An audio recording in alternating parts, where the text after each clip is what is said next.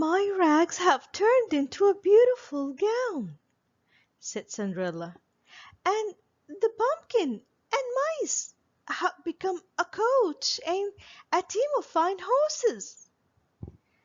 You must hurry, said the fairy mother. The magic won't last. My spell will be broken at exact moment that the clock strikes midnight. And with that, the stunning Cinderella was whisked away to the ball. "Who's that girl?"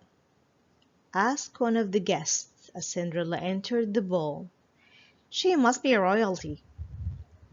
The prince spotted Cinderella and immediately asked her to dance. She blushed slightly, but offered her hand. "Who does that girl think she is?" cried the two stepsisters, not knowing that the stranger was really Cinderella. As the night wore on, the prince danced only with Cinderella. "This night has been one of the most beautiful, the most wonderful of my life," Cinderella told him.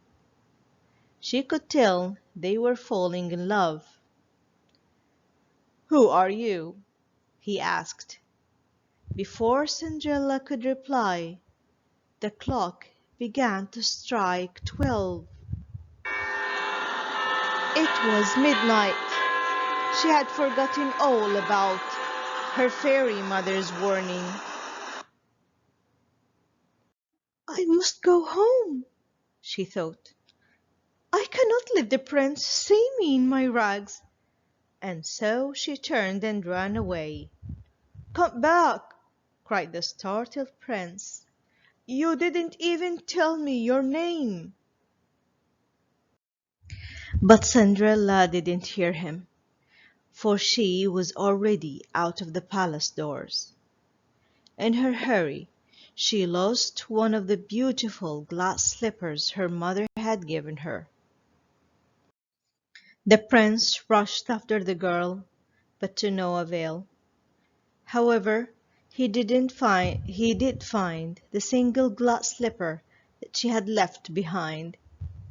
As he bent to pick it up, a single tear slid down his cheeks. The prince is searching the entire country. The next day, Cinderella was again in her rags, cleaning her stepmother's house. As she scrubbed, she heard her stepsisters talking excitedly. "The prince is searching the entire country for the girl he loves," said one.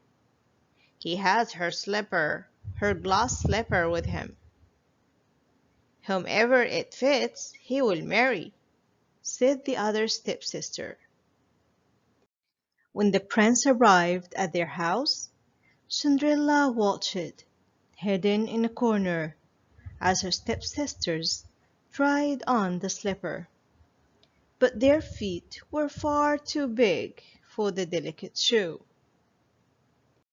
The prince was standing to leave when he spotted Cinderella. "Won't you try on the slipper?" asked the prince. "Dirty Cinderella!"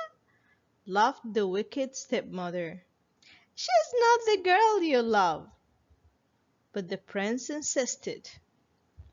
Sure enough, Cinderella's foot fit perfectly inside the glass slipper. He looked past the ash-stained face and into Cinderella's eyes. It was her, all right. The couple rushed off to be married at once. They lived happily ever after.